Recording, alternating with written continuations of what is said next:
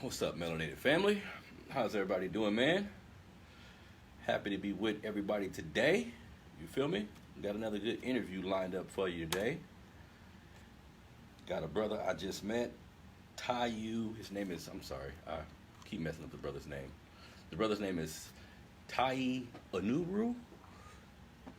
Taye Uhuru. The brother is an author. The brother is a historian. The brother is a world traveler. He's been to 60 different countries. He has a philanthropist work that he does. He's a hip hop artist. So the brother is doing a lot of different things here in the community. He reached out to me, and we're gonna talk to the brother. You feel me? Get a little inspiration for today. We see Derek Chauvin trial went the way that we wanted it to go. You know what I mean? Now we just gotta wait and see if he gets charged. You feel me? That'll definitely be a good thing if he does. I'm sorry. Wait to see if he gets sentenced to something that is going to be acceptable to us. You know what I mean? But we'll see. We'll see. And I'm going to talk about that tomorrow on my show. But today, like I said, I got an interview with a brother that is a mover and shaker in his community. He's a world traveler. He's a historian. He's been to over 60 different countries. Bring them on camera. I'm going to bring you on now, brother.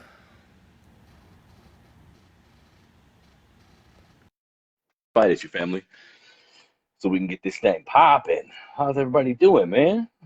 It's a good Tuesday evening. What's good, family? How you doing, man? Yeah, you I'm may have to good. turn your phone one more time. Oh, The other way. oh, I gotta There we look go. this way. There we go. Yep, there we go. That's crazy. It just look like I'm looking this way. Hold on, let me try something else. Give me a Okay. second. Yeah, I don't know why it's looking like that.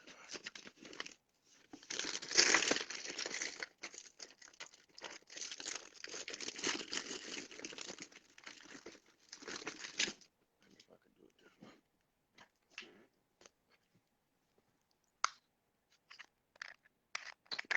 So hold on 1 second.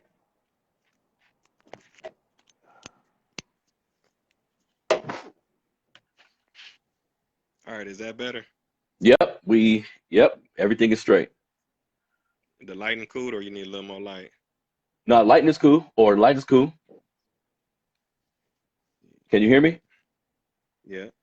Yep. How you doing, man? All is well, man. I'm definitely thankful. I appreciate you allowing me to come on your platform. Oh Definitely. man, I got an opportunity to listen to your music and just everything that you've been doing. You know what I mean? That is it's worth the conversation, especially people in our community. So for a lot of us who ain't never traveled outside of the country and different things Hmm. like that. So I just feel you have a lot of insight that you can provide to us. You know what I mean? Oh, okay, cool. Cool. It's an Ye- honor, man. Yep. So I want to get started and what I always do, bro, because you reached out about doing an interview, but I do several interviews, you know what I mean? Most of the time with brothers like yourself, whether they're educators or authors or really it's just about people who are looking to empower our community, right? So it's more of an honor for me to even have you on. So we're gonna talk a little bit about all the stuff you do because the my primary platform is based on like parenting and fatherhood. We'll talk a little bit about your childhood, just and then you know what I mean. We'll go up into your travels and your music and everything because you're doing a lot of stuff, brother. You know what I mean? You got the Right, music thank you. popping, you got the African trips popping. Like that's important information that we all need to know. So do me a favor, family, and if first things first, everybody who watching, because people gonna watch this on Facebook, they're gonna see it on my YouTube channel. If you listening to it on one of the digital platforms, if you're listening to it on Spotify, Google Podcasts, Apple Podcasts, all these different places, please like the video. Please do me a favor and leave a review. If you're listening on one of the digital platforms, it's extremely important that you leave a review that does a positive. Um, it positively affects the algorithm, so more people will be alerted when we do drop shows. If you watch it on YouTube, please hit the like button, hit the subscribe button. On Facebook, like the video, share the video for your boy. You know what I mean? So let's get into it, bro. Now, say your name for me one more time. Okay. Taye Uhuru. That's my African name. Yeah, it's Taye Uhuru. And tell me, what does that mean, bro? Okay, so Taye, that's a word that they use in Ethiopia. The language that they, one of the languages that they speak is called Amharic. So Mm, Taye means to see something, to have a vision. mm, Uhuru, that's a Swahili word. They use that in places like Kenya and Tanzania. So Uhuru, it means freedom. So my name mm. means he who has seen freedom. There we go. There we go. And we all need to be free, especially with everything going on in our country now. So first things Yeah. first, tell everybody a little bit about where you're from, brother. Oh, okay, I'm from Cleveland, Ohio, born and raised. You know what I'm saying? I'm an author, I'm a historian, I'm a musician, I'm a world traveler. I've been to more than 70 countries around the world. Okay. Now, growing up in Cleveland, because like I said, I like to get a backstory with all the brothers I talk to, just about their childhood, kind of what put them on the path that they are now. So, tell me a little bit about your childhood. Did you grow up like with both parents? Was it just your mom's? Um, it was mostly my mom, you know what I'm saying? She was holding it down. So my mom, she was a bus driver. So she Hmm. drove for the Greyhound. So many of my first trips out of town, in fact, all of them, they was with my mom. She would take us to places like New York, Chicago, Pittsburgh, Cincinnati, places around the way, you know. So that's where I Hmm. developed my love for traveling. You know what I'm saying? Mm. Also, I developed a love for history and black people and African history and things like that through my family. You know, my grandmother, she used to tell me about her father when I was little. He was a follower of Marcus Garvey because they had left the South. They left Atlanta and came up to Cleveland in the 1920s. So he Mm. joined the UNIA, and she would tell me about the parades and the marches in Cleveland. You know, she would tell me about the red and black and green flag being raised.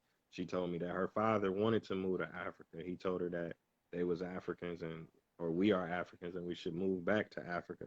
You know, little things like that just influenced me early on. My mom, she gave me my first Black History book, Black History A to Z. You know what I'm saying? And my uncle, my mom's brother, my great grandfather's grandson, he started his own Black nationalist group, you know, called the Is that Afro right? Set. Yeah, so you Damn. know that's kind of my family been holding it down for a while. And you know what, brother? It's important that you say that because I tell parents all the time, you know what I mean? Just like I do with my son that live in my house, it's important that we be the first teachers of our history because you know, like I know, most public schools in our country don't really touch into they don't really touch 10% of our real history. So if parents like your family, because we talk a lot about church, we talk a lot about religion, we talk about all these different things in our home, but if we used the real history and gave it to our kids at an early age, who knows what kind of path that would lead them on. You know what I mean? Yeah, definitely, man. It's vital. Your history is like all the things you mentioned is just as important as food and water. Your history is your GPS, man. Ain't When you it? use your GPS, it's gonna ask you where you going, but it's also gonna ask you where you coming from, so you could There you see go. potholes and roadblocks and police waiting for you. You know. There you go. Yeah. Now you and it seems like you had a village. Like yo, you mentioned your mom, your grandma, different uncles. When you were younger, did you have any involvement with your father? Yeah, definitely. I mean, my mom and my dad, they got married early. My mom got married to my dad. She was like 17. He was like Mm, 18.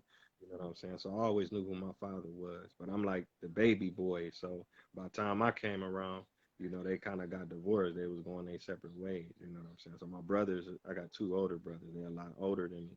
So, you know, but my mom, she dated. And the dude she was dating, he raised me like I was his son too. So I always had a mm, father figure around. And then my mom was the type, she used to let people live with us, like our cousins and stuff. They lived in the projects or their mom was on drugs or different things like that. So the house was always full of boys and men, you know what I'm saying?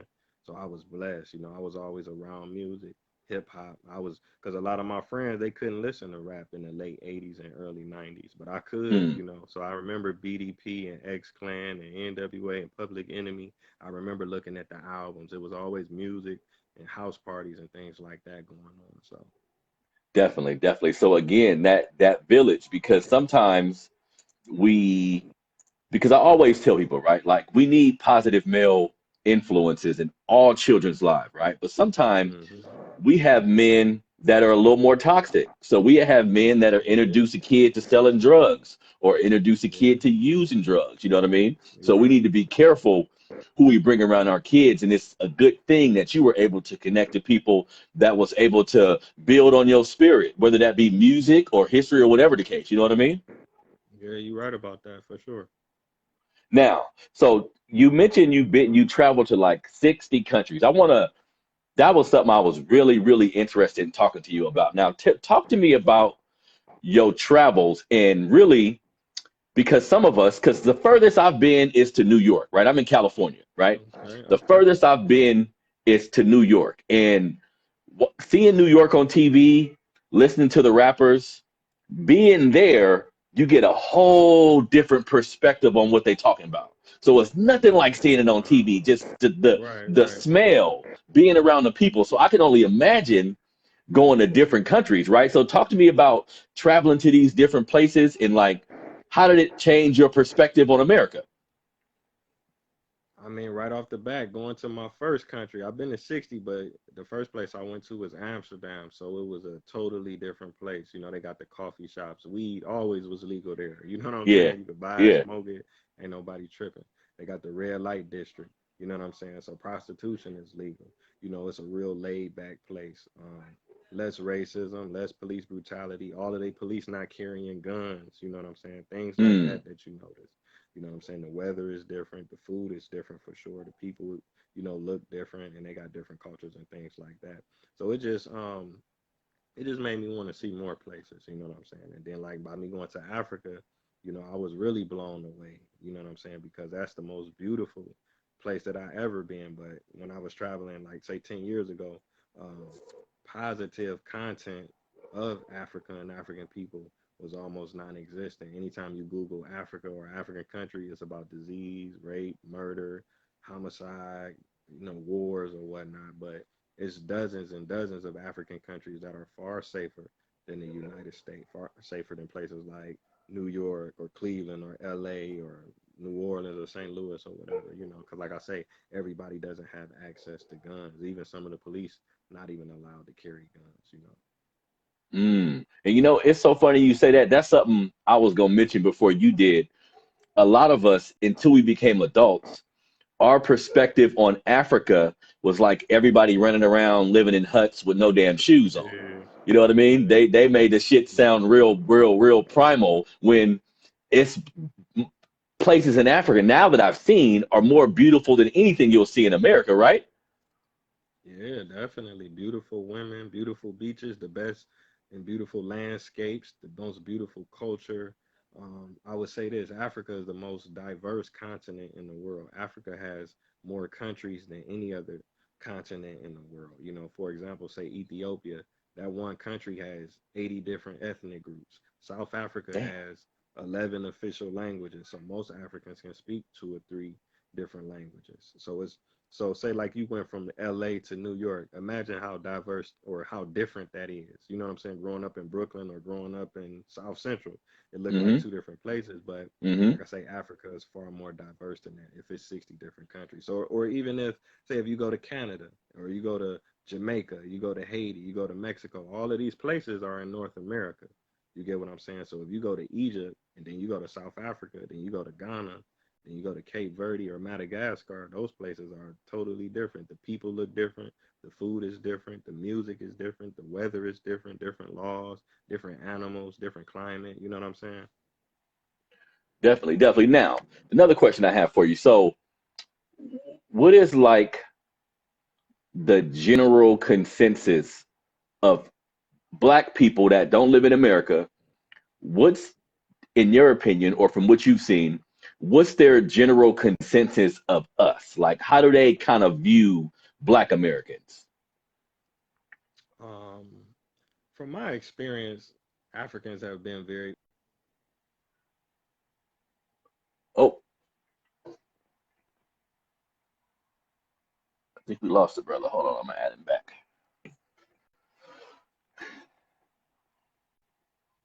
Lost the brother. Let's add him back.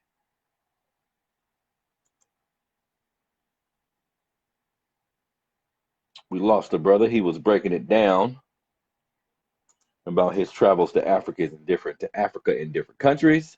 So give me 1 second. We're gonna get the brother back right now. the brother Taye Uhuru. I like that name. He was able to break down what the meaning of his name is too. And that's important, man. Everybody before they die should sooner than later attempt to go to a different country. You know what I mean? Go to Africa, go to Spain, go to different places. Like perspective is everything. Hold on a second. Approve.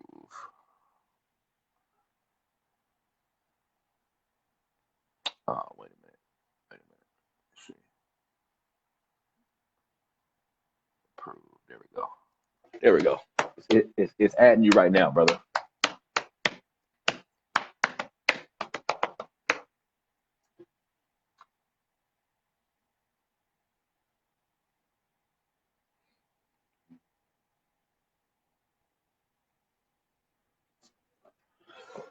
It's adding you right now, brother. It's taking a minute. I'm not sure if that's it's something going on with your connection, like your internet connection or something, but it's trying to add you right now.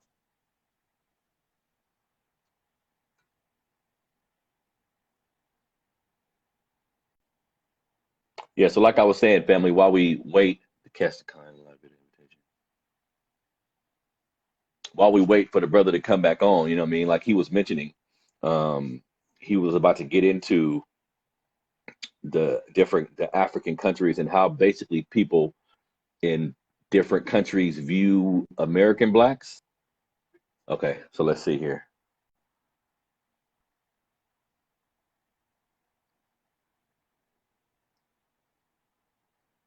Okay, I'm trying to bring you on again, bro. Yeah, so just to keep everything going until the brother come back, he was about to start talking about um, how black people outside of this country view us. You know what I mean? And I wanted to ask the question because I get a lot of, well, not a lot, but I get different views on that from people. You know what I mean? I get some people who say, you know, when Africans come over here, and I've seen some Africans who kind of have contempt for us when they come over here, but I've seen other people say they go to Africa and the people love us. The people love our music. The people love our culture, like they love the freedom that we have to a certain degree. You know what I mean? So I think that's an interesting dichotomy because ultimately we the same. It's just, you know what I mean? We got fucking stolen and brought over here, but ultimately we the same type of people. You know what I mean? Or we are the same people. And I think that's another important reason why I want to talk to the brother because I think that's an important connection that we all have to make. No answer from the live guest. Huh. Wonder what's going on, man. Let me see here. Let me see here. Okay, I'm adding you back right now, bro. I don't know what's going on, but we're gonna see here in a minute. So, like I was saying, like the brother has a lot of good information about, you know, being in Africa, and um that's like a gem that we can all use. You know what I mean? Because sometimes, if you said it's not letting you join. What's up, sis? You said it's not letting me join. Let me try it again. Hold on one second. Let me try it again. Guess I'll request to join your viewers. Try to do it one more time, bro. It said the guest declined the live video invitation. So I'm not sure what that means. Yeah, so until we get the brother back, like I was saying, it's one of the important reasons why I want to talk to him. Go ahead. Go ahead. Go ahead. Go ahead. Go ahead. Go ahead. Thank you.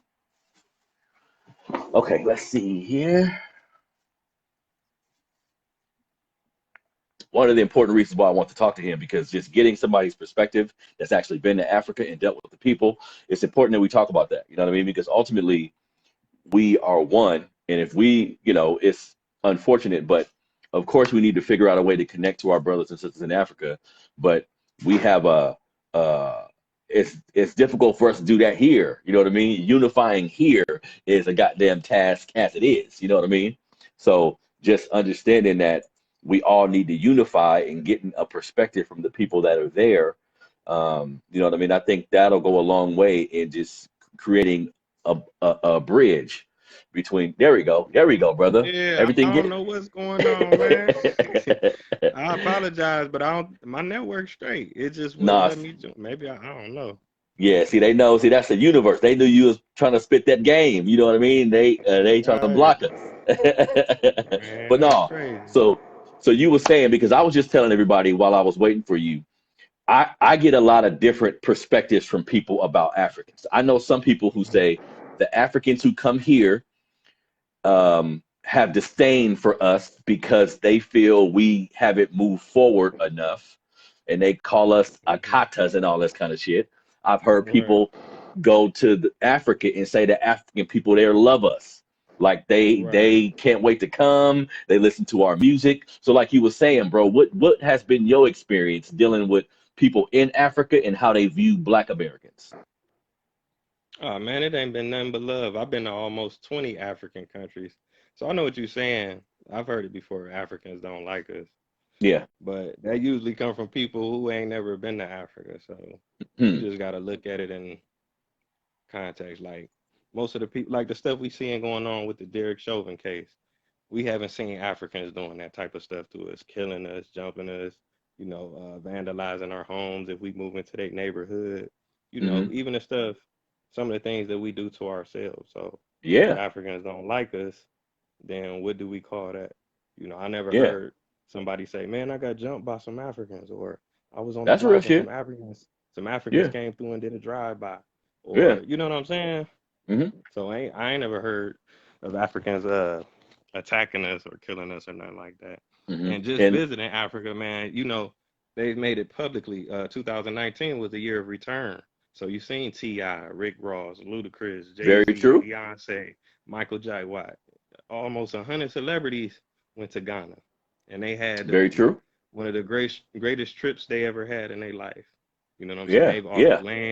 They've offered land, citizenship, they've offered I apologies I've for seen that. slavery. You know what I'm saying? Hmm. So they've been Yeah. reaching out to us. I think sometimes, you have good and bad in every group. So people may have had a bad experience with a with an African person, but like I was saying, it's almost 60 different countries in Africa. So you might know some Nigerians. It's 59 other countries in Africa. Have you ever met an African from Madagascar or Zambia Mm-mm. or Botswana or Seychelles or Comoros or, you know what I'm saying? I could go on Hmm. and on. You know what I'm Hmm. saying? Hmm. So we could look a lot of these things up. Like people say that it's a lot of Africans in America, but it's really not. You know what I'm saying? Less than 1% of the population in America are Africans, and even less in Africa is over 1 billion people. So that's even 10 times less than 1% of the African population. You get what I'm Hmm. saying? So it's Yeah. like Yeah. people be like, well, why they keep coming over here? Why they want to be over here so bad? The majority of the Africans you meet, they come from maybe 5 countries. They come from Ethiopia, Nigeria, Ghana, Kenya, in Egypt. Like I say, how many Africans moved here that you've met from Madagascar or Seychelles or Mm. Comoros or Botswana or Mozambique or Angola? You know what I'm saying? So some Hmm. stuff it be misinformation and it's used to kind of keep us divided. Like I say, I That's travel how. to Africa regularly. I lived in Africa. You know what I'm saying? I do educational tours, so I take groups to Africa and I allow people to share that experience because it's a great feeling to be able to get on an airline that's owned by black people. The flight Mm. attendant's black, the pilot black, the airport named after somebody black. You go to the ATM, it's black people on the money. The baggage handler's black, the taxi driver black, the street you driving on named after somebody black, the president black, the mayor black, the fireman black, the police black. You know what I'm saying? That's something we all should experience. So Yeah. don't And let the that's negative media, you know, yeah. take that away from you. You know what I'm saying? Hmm. Hmm. And you're right. That's powerful. That's a smaller version of that. People that I know who've either lived in Atlanta or had the opportunity to go to Atlanta, I think that's just empowering, bro. Like living in America, Yeah. the majority of the time, you may live in a black neighborhood, but when you want to go see some Hmm. nice shit, when you want to go to a nice movie theater or you want to go to a nice mall, you're gonna be around a room full of white folks. That's why most of us have we learned to understand their temperament and see who's good and bad out of them simply because we've had to be around them. So to be in a place where everybody's black, I can only imagine what that can do for your spirit, like how empowering that can actually be. You know what I mean? And Yeah. something else I wanted to mention, because I was just telling everybody how it's important that we unify with African people. Like we need to, because I know people in America or Black Americans who don't even think they African, who don't even have a Yeah, mentally exactly. don't have a connection to people in Africa. And I'm like, no, man, that's us. Some people want to say, well, that we were here before, we was here already, but we came from Africa anyway. So you know what I mean? Yeah, one way or the Ultimately, other, man. one way or the other. You know what I mean? So we need to learn just to bridge that gap. And I was joking about it a little earlier. Shit. But first, we need to learn how to unify here. We got a lot of people here who don't look at somebody black and see their brother. You know what I mean? Because I don't like to use the term like black on black crime, because we all know crime is based on proximity. White people kill each other just as much. Yeah, But we do kill each other too much. It's not definitely. enough, and we looking at these things happening because of resources and what we lack, either financially or mentally. So I'm not just quick to put a diagnosis on my people. I understand that a lot of us is hurt. I understand that a lot of us don't know shit about history. A lot of us ain't even took the Yeah, time to read books about history. A lot of us don't necessarily identify with our ancestors that aren't here anymore. You know what I mean? So we got a lot of work to definitely. do, but ultimately there has to be a unification between everybody. Now, something else I want to ask you. Now, writing, because we're gonna get into your book, traveling as many countries that you have. You kind of touched on it a little bit earlier, but anytime I talk to a brother who is choosing to empower our people in any way possible, I always want to know, like, what's the um what prompted you, because you mentioned your family was deep into history or whatever, but what prompted you to do the work that you're doing? Because like I tell all brothers that I talk to, you could have went to college, tried to get a good job, and forgot all about us, like a lot of niggas do. You know what I mean? Yeah, You for you sure, could for have took sure. that route. So what made you want to say, you know what, I'm gonna not only travel these countries, but I'm gonna teach people, I'm gonna dig into my history and then give it back? You know what I mean? Yeah, yeah, definitely. I mean, like I said, a large part of it was just my family, dropping little gems and just knowing different things. So I would say maybe in 2010, that's when I started doing more technical research on my family, like doing genealogy, tracing my family's roots. I was getting like birth certificates, death certificates, marriage licenses. I was looking these things up, you know what I'm saying, in different things. So I traced my roots to like the 1700s, 1800s, 1900s, things like that. And then I started doing research on my uncle as well, So me and my mom, we was watching a documentary one day, and it was about the city of Cleveland. I don't know if you're familiar with Carl Stokes. He was the first African American that was ever elected as a mayor of a major city. So this was Cleveland. So we made history, Mm, and this was in the 1960s. And he mm, was kind of like Barack Obama, you know what I'm saying, back then, because if you Google, a lot of celebrities like Muhammad Ali, Jim Brown, Kareem, Bill Russell, Bill Cosby, they flocked to him. They took pictures of him. He was a nice looking dude, strong black man. Everybody honored him and things like that. So the documentary was about him, and they showed a picture of him standing, and it was a guy standing next to him, dressed in all black with a M1, a rifle. You know what I'm saying? And that was my uncle. But when I was watching it, I didn't know who he was. And my mom, she jumped up. She like, "Oh, that's my brother." And I'm like, "What? You sure?" her She's like, brother. "Yeah, that's Oh my brother." damn. Yeah, yeah. So this was like 2010. She like, "That's my brother." You know what I'm saying? Because his that picture hadn't been seen in over 50 years by nobody, so I was seeing it for the first time, and that kind of lit something up in me where I was like, oh, okay, yeah, I'm supposed to be doing this, you know what I'm saying? So Mm-hmm. what I did was I started researching my uncle specifically. So I started going to libraries, universities, archives, museums, and digging up different things about him. Although I had heard about him, I didn't know in detail what he was actually doing. So I found a lot of newspapers. He was on the front page for different things because there was a lot of riots, rebellions, and shootouts. So I interviewed a lot of his friends and comrades, and they gave me a lot of Mm. stories and information about him. And that's something that, that's like my foundation. Although I'm doing my own thing, my uncle and my great grandfather and people like that, they paved the way for me. They made it easier for me. That's so damn dope, man. And just imagine that, bro. Like if all of us, or most of us at least, knew that. I can only imagine how many of us have a link to somebody, have an ancestor who was maybe not just revolutionary, but they was doing Hmm. something to help us. You know what I mean? And to Definitely, find that yeah, out, and to find that out is empowering, man. That'll make you feel like you could yeah. do anything. You know what I mean?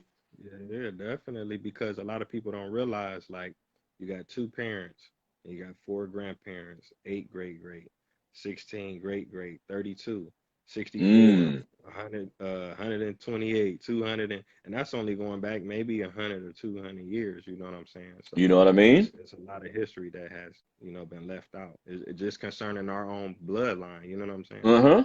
And I think a part of that too, because when I look at some immigrants coming from anywhere, either a Chinese immigrant, the Mexican immigrants, I think having a home country where you have a living relative that you know lives there, having a last Hmm. name. That's why I appreciate your name in any, because I know black people who change their name, and people be saying, "Oh shit, what you change your name for? I can't say that shit." I'm like, dude, if your last name is Smith or like mine is Anderson, more than likely that's some slave shit, bro. If you Yeah, decide to divorce that and call something what you want to call it, that's what you're supposed to do. You know what I mean? That's why my platform is melanated. Like I could have used black or African American, but those are social hmm, constructs. Like I'm not yeah. black. You're You know right. what I You're mean? right. You're right. You know what I Yeah. mean? So a part of Hmm. changing our mind is like naming ourselves, like identifying who we are. We let this system do everything for us, including give us our names. Yeah. Shit, it's important that we identify who we are. You know what I mean? So that was real important that you said that. Yeah, because a part of my research, I found the plantation where we got our name from. So I take it a little bit differently than somebody else. Like, man, I ain't thinking about who my slave master was, or that don't have nothing to do with me. But that's not something I want to give to my children. That's not something I want to pass to my wife. You know what I'm saying? A lot of these companies, they last name Johnson and Johnson, or you can go on. They use their last name. So if I'm gonna build and work something up, you feel me? Man, I was just watching a documentary with my girl, and it was basically saying every big corporation is somebody's name. Yeah. Most the cars that we like, the cologne that we like, the real big companies, that's somebody's name incorporated because Clothes. them old white men knew my name is my legacy. You know what I mean? Like I have to build something starting with my name. You know what I mean? And that's important Hmm. that you said that. Now, also, I want to talk to you about your music because I'm gonna be honest. I'm I listen to hip hop like most black people in America, and I listen to everything. Like you, I've been listening to hip hop since the early '90s, so I'm listening to everything. You know what I mean? But sometimes when a rapper tries to infuse a conscious message in his music, I'm gonna just be honest, that shit be whack sometime. You know what I mean? Yeah. Because you got to give the message, but shit, it still got to be jamming too. You know what I mean? Yeah. So listening to your music, I was thoroughly impressed because I liked Thank the. you. Of course, I liked the message because that's how I'm rocking, but the music was dope. You know what I mean? So talk to me about your Hmm. music journey. Like, was something you was doing as a kid, or when did you start doing music? Yeah, yeah. I started writing rhymes early, probably like fifth or sixth grade, but it was kind of for fun back then. It was more like just to make people laugh or whatever. Then maybe around middle school, that's when it kind of got competitive. That's when Bone Thugs came out, so we had somebody to compare notes Mm. from. So that motivated us for sure. And I've always been writing music ever since, you know what I'm saying? But now that I'm older and more mature, my content is a little bit more solid, you know what I'm saying? So like I say, my first country I went to was Amsterdam. When I went out there, I was doing music, I was recording. So I've been in studios all around the world. I've shot music videos all over the world, recorded with different artists. I mean, I'm independent. I'm not no millionaire or nothing like that, but I could do what I love on a global level. You know what I'm saying? So the video I sent you, "Do Revolutionaries Go to Heaven?" I filmed that in South Africa. I was living in South Mm. Africa during the pandemic. This was in 2020, midway through, you know what I'm saying? So I was staying in a community called Mabo Name. It's an art district, and it's a lot of poets, photographers, dancers, drummers, musicians, rappers, singers. they live in this one neighborhood, and some come from other neighborhoods, but they come out to perform and dance and different things like that. I never been in a neighborhood like this. You know what I'm saying? So I was blessed, even though things was locked down and shut down. I had producers and studios and singers and beat makers, all in my building. The guy that shot my video, he lived in my building. So Mm. outside, it's a lot of art, a lot of paintings of strong, great black leaders like Malcolm X, Marcus Garvey, Nelson Mandela, Maya Angelou, Rosa Parks, Asada In Shakur. So in I would in walk. Africa. Okay. Huh. Yeah, yeah, and it's one neighborhood, you know what I'm saying? So I would walk past these images every day. Imagine seeing this every day, and at this Mm. time, the world is kind of being taken over by this global pandemic too, and dozens of people, are dying as well. So, I felt like that neighborhood inspired me and kept my spirits uplifted, and I was blessed to still be able to write, record, and shoot a music video. You know what I'm saying? So something else I wanted to ask. So how did the pandemic affect you there? Like, were they on lockdown? Did they have to wear masks and the whole nine? Yeah, yeah, definitely. Everything was shut down for the most part. Like when it first happened, the only thing was open was the grocery stores. You know what I'm saying? So that was kind of tough on the whole world, but to my understanding, Africa wasn't as affected as say America or Brazil or Europe. They didn't have as many cases. Not as many people had COVID because people were kind of surprised. They thought that Africa was going to be destroyed, by the Mm. virus initially. You know what I'm saying? The whole world is still kind of recovering and rebuilding, but it Hmm. wasn't as bad when I was out there. Got it. Got it. Something else I wanted to ask, just for my knowledge. When you were a kid in Cleveland and Hmm. Bone came out, was that like, because I'm sure you're aware of like the local music scene there. Was that like the biggest thing y'all had seen as far as hip hop was concerned? Bone was the biggest thing we ever seen in Cleveland outside of LeBron. I mean, as far as my generation, you know what I'm saying, or people that was born like after Jim Brown, because we hadn't won a championship, so sports wasn't really rocking like that. So I would say they was even bigger than LeBron as far as on the streets and you know what I'm saying, watching them go Yeah. like that. You know what I'm saying. So that was the biggest thing we ever seen, man. Yeah. Did you guys have like a lot of dudes trying to rap like Bone too? Yeah, everybody. I used to do it. I still do it. I mean, on some songs for sure. Because I Yeah. mean, I wouldn't say maybe they wasn't the first people to rap fast or they wasn't the first people to sing on a song. A lot of people was doing it since the '80s. You had Big Daddy Kane. You had Jay-Z was rapping fast back then. Yeah. Yeah. Twister. Yeah. You had 3 6 Mafia. But I think they took it to the highest level to where you could do a song with Mariah Carey or Big Pun or Biggie or Easy and Pac, and everybody just wanted to it was something that at least we ain't had no championship, but we kind of did. You know what I'm saying? Yeah. That's At least dope. for That's that dope. year. Yeah. Now look, so another thing, because I know that you're into history and you pay attention to everything that's going on. You know what I mean? The Derek Chauvin trial ended today and he was found guilty. Hopefully they're gonna send his ass to jail for a long time. But just give me Yeah. your general opinion on everything going on in the black community right now, with all the police killings, with all the genocide going on in our community, with all the prison system is affecting us. Like, what's your general Hmm. opinion on everything that's going on with us right now? I would say it's the same exact thing. I know everybody don't feel this way, but what's the difference between me picking up my phone, looking at Instagram, and watching George Floyd being murdered versus my father watching the news and watching a black man get shot by the police, or Rodney King and then his father picking up the newspaper, another man lynched in Mississippi or Texas or Omaha, and it could go on and on. So I think technologically we've advanced. I think maybe financially we've advanced, but as a group of people, we haven't really advanced. We have people like Madam C.J. Walker. We have people like Jay-Z, rich black people, individuals. But as a Hmm. group of people, like I said, we had Carl Stokes 50 years ago. And we had Yeah. Barack Obama. You know what I'm saying? So we had individuals that's going to always rise above and do great things and fight and struggle. But, for me, myself, I'm trying to follow in the footsteps of my great grandfather and move back to Africa. That's where I see, you know, any type of peace or freedom for myself and my kids and my great grandkids. You know what I'm saying? I'm not Hmm. saying it can't happen, but that stuff is gonna take some time. You know what I'm saying?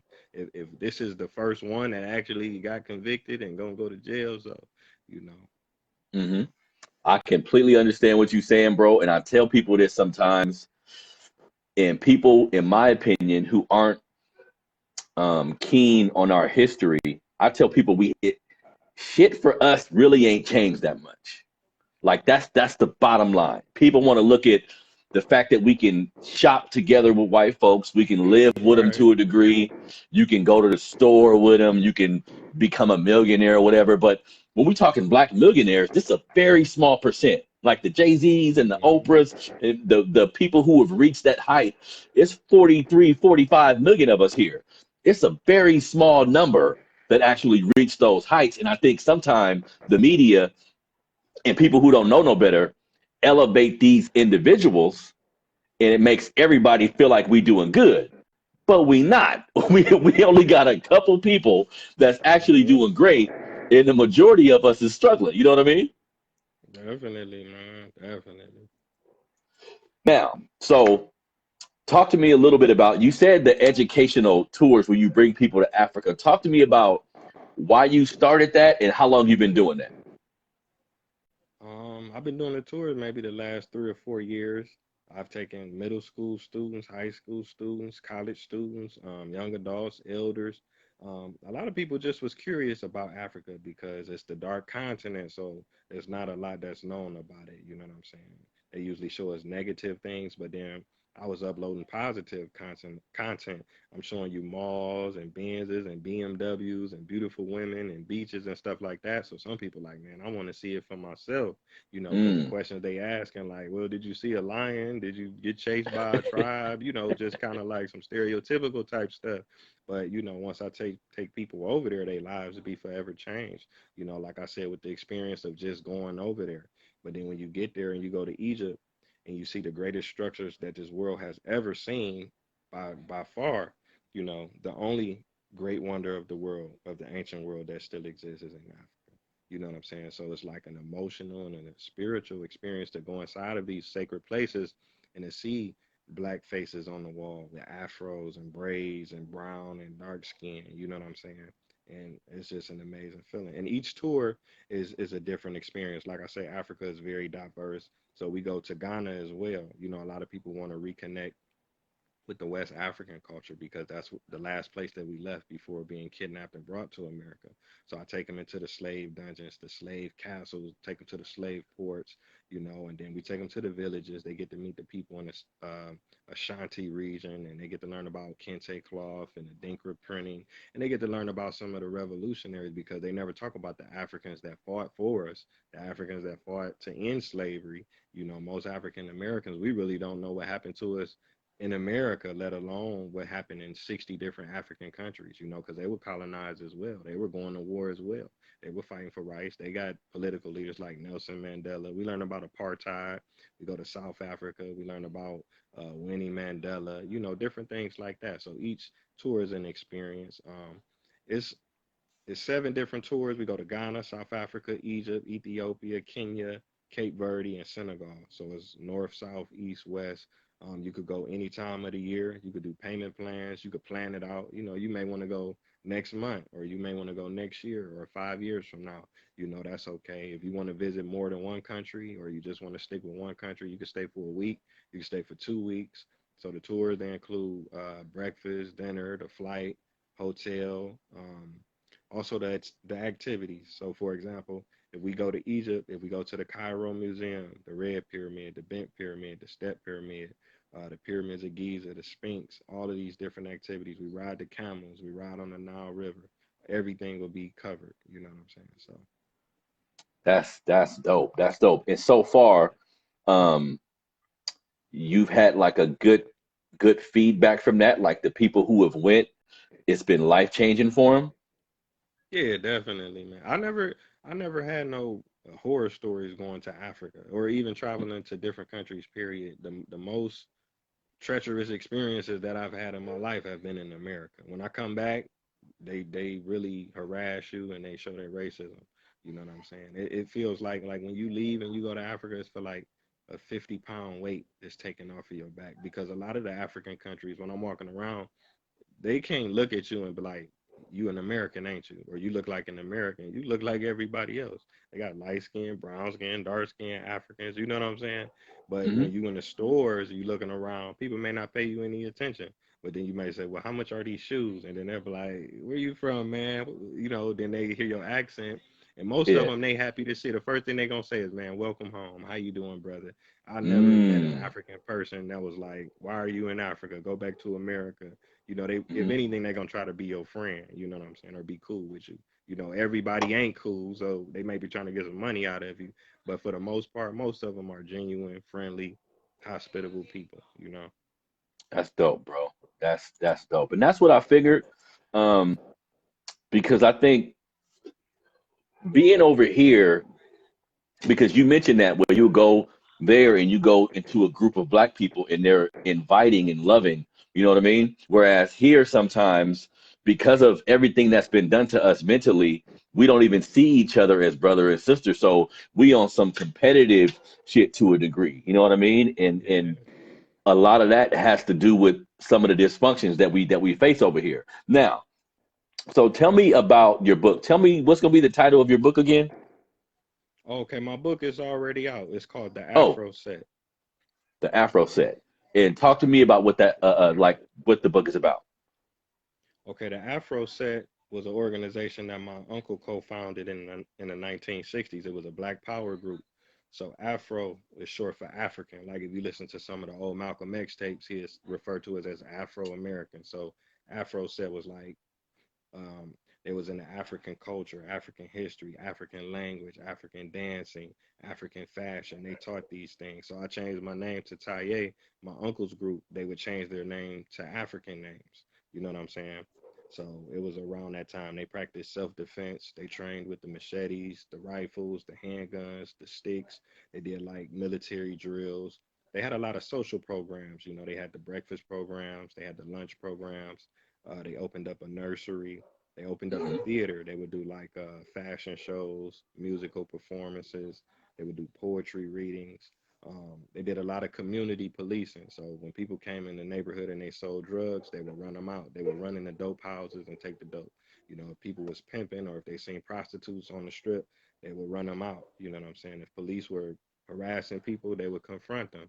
So it's a very exciting book. There's a lot of riots, rebellions, and shootouts and different things that took place, you know. So Got it. So the book just kind of covers that movement, just to kind of give everybody information about because this is my first time hearing about it. And I'm in the history and I do research about certain things, right, but right. that's interesting.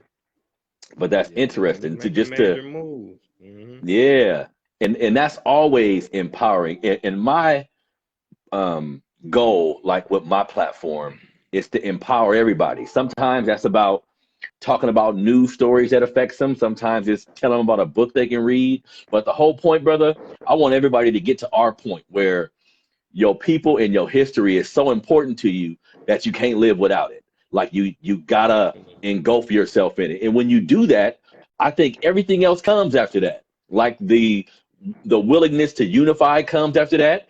The willingness to want to really be there for your family. You know what I mean? Some people in America some black people in America choose to use religion as that bridge to kind of find out who they are and do soul searching. And I don't rock with religion like that, but anybody who do, you know what I mean, that's your thing. But I think learning our history for me has been the most empowering thing I've done in my life. You know what I mean? Yeah, like I'll be a whole different person, man. I mean, people, you see a lot of times people struggling to find a purpose or a reason to be here, and you watch the news, like specifically in our community, you be like, man, people dying for money or for shoes or for clothes or fighting over the smallest things.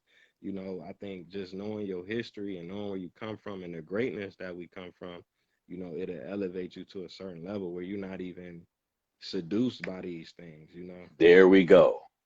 You know what I mean? There we go. So I think so. Tell me this, in your opinion, because I kind of have an idea what you're gonna say, but it's something we always need to talk about.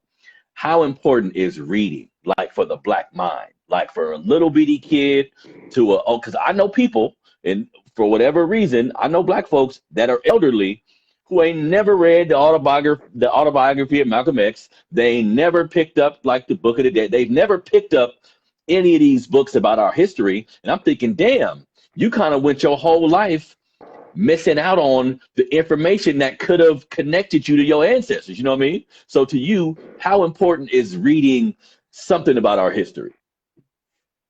Man, it's vital. It's gonna change your life. One book can change your life. Like you said, the autobiography of Malcolm X. Look at how many people read that book and they just decided to do something better with their life. I read a lot. I done read hundreds of books. I got a library, I read all the time. So people Mm-hmm. ask me, well, how you get to travel? Or how you get to, like, I buy houses and real estate and stuff like that. I done did different things. So it's like I had to read that stuff first because I didn't have somebody in my family to be like, well, I did it like this or I did it like that. I mean, in some cases I did, you know what I'm saying, as far as my upbringing. But when you really reading a book, you reading about great men and women, that's gonna elevate you. Like Marcus Garvey say, you're supposed to read every day. So you eat Mm-hmm. every day, you drink water every day, you go to the bathroom every day, read something. If it ain't nothing, read about. You like money so much, you trying to get that bag, read about economics. Read about investing, read about real estate, read about cooperative economics. I co-founded a food co-op in 2016. You could do it. I want to do a land co-op, a farming co-op. If everybody give a little, we have a lot. We could grow our own food. You could read Mm-hmm. about that.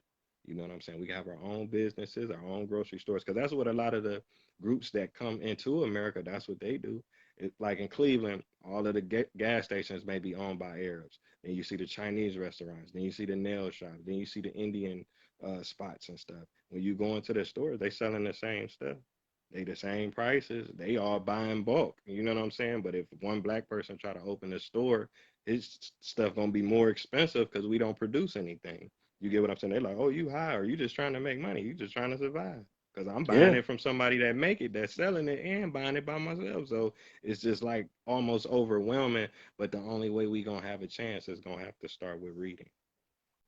that's a, and that's a great point. Like I think reading about our history is important, but sometimes you can want to start a business or you can want to like get involved in a particular endeavor, and it's several books about it.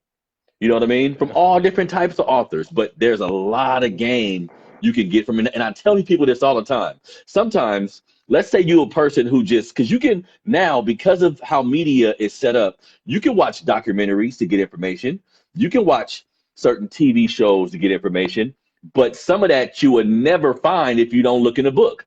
Some information, if you're not even going on your phone and looking up stuff and reading it, sometimes because I know black people who say, no, I ain't doing none of that reading shit. I'm like, dude, you better start reading something. Whether you want to start with just the Yeah. newspaper or whatever, but you're going to miss out on a whole lot of game if you don't pick up some type of reading material. You know what I mean? Yeah, you definitely right. Because most people, when they see movies, they be like, "Oh, the book was better." The people that read the book, it'd be deeper because there's only It'd so be much. deeper. Like, you know what I'm saying? Yeah. Yeah. I've read some novels, bro, that are better than any movie I've ever seen.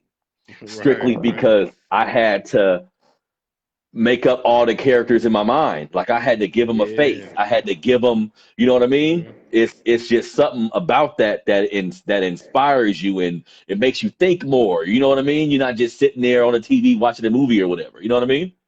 Yeah. Yeah. Knowledge is infinite because, say, like you could do 1,000 push-ups today. You're gonna have to keep that regimen up or you're gonna lose it. But if you read, you're gonna retain so much of that information. Like I read this book when I was 15. I read Malcolm X when I was 15, and that just turned me out. But you're gonna read Mm, more books to develop, and man, you're gonna be 80 years old and you could still pull from that. You know what I'm saying? that's true. That's true. And I think that's why I encourage some people because for me, um, because I used to have a really, really bad stuttering problem, right? And my brother was in the penitentiary, and when he came home, I was working this job where I had to like sit in front of a computer or whatever. He came home with Donald Goins books. So those was actually the first books that I read. He had like 30 of them, right? So I read the first one and bro, I was hooked. I stopped watching Oh TV for a yeah. while. I just had Yeah. to read all of them. You know what I mean? That's my And favorite author, man. you know what I mean? And then for me, it helped me with my stuttering because I'm reading and I had to place each word next to each other. So I learned how to slow down. But after I read those books, I was like, okay, I need something else. You know what I mean? I just went for anything after Right. that. So sometimes, especially in our community, maybe for some people, it's better if you start with a book that talks about like hood life or something you can connect Yeah. to directly. And then from Right. Something I'm there, interested in. Yeah. you know what I mean? You know what I mean? Donald Definitely. Goins is cold, man. Donald Goins is Man, cold. If anybody, cause my little nephews, man, my cousins, they used to come over the house and be like, "Can we play the PlayStation? Can we play the game?" I'd be like, "Y'all got to read for 30 minutes before y'all touch that game." And them the first books I gave them was some because they was rough around the edges straight out the project. So I'm like, I yeah. can't give them no Malcolm. I got to get Donald Goins books. Yeah, ease them into it. Ease them into it. Yep. Yeah. Mm, Yeah, well, thank you very much, brother, for coming on the platform, man. I knew we would have a great conversation. It's just important that brothers like you actually get out and speak and talk to our people just so we can understand that it's another side to all this. You know what I mean? Like everything you doing with the traveling to Africa and bringing that's revolutionary shit, man, that we always need to talk about. Anytime you got something else dropping, you got a new book dropping, you got a new album dropping, let me know, man. You can come back on and promote anything that you're doing. Tell everybody if they wanted to get your book, where can they get your book at? okay.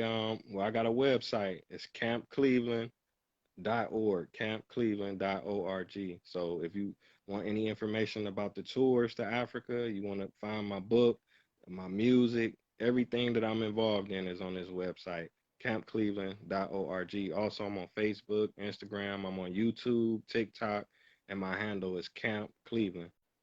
Camp Cleveland. Good stuff, brother. Well, I thank you for coming onto the show. I thank you for reaching out to me, man, because these type of conversations are needed in our community. I like I said, I love hip hop. I love the entertainment that we provide. I love the internet. I love TikTok, like a lot of the platforms that our people consume themselves with.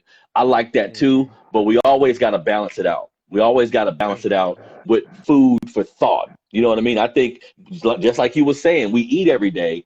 We need to feed our minds every day too, and not just with Yeah, some of the bullshit that we consume or some of the bullshit that we allow our kids to consume. You know what I mean? So conversations like definitely.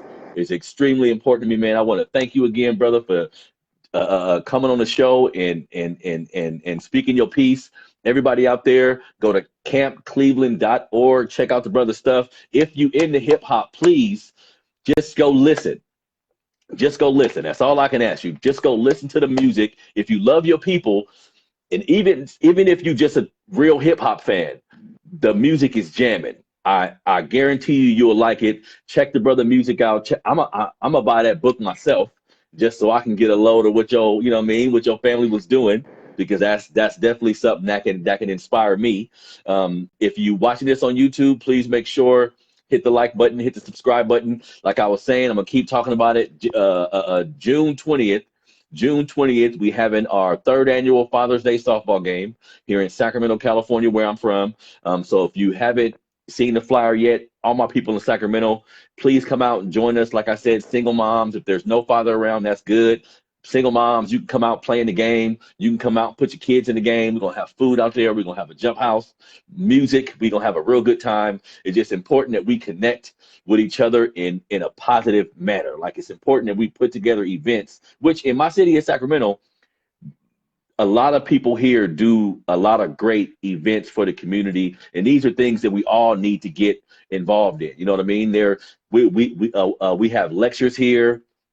We have different things, different community events based on Black people being there. In my opinion, enough of us don't go yet, but I'm inspired that we will. You know what I mean? Because if it's a concert or shit, Lil Boosie coming to town, everybody gonna be there. You know what I mean? But if a lecturer is coming to talk about Black history, it's not the bigger turnout, like it's not as big of a turnout as we want, but we're gonna turn that around. Just with brothers like this who continue to speak truth to power and regular dudes, but know their history, know who they are. That's what we need to survive in this society, y'all. So this has been another episode of the Melanated Combo Podcast, man. Our interview series with the brother Tahe Uhuru. Did I say it right?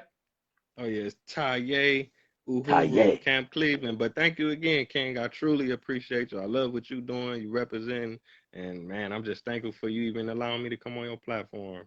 Peace. Definitely. Definitely. Please, man. You have a good one, brother. You too.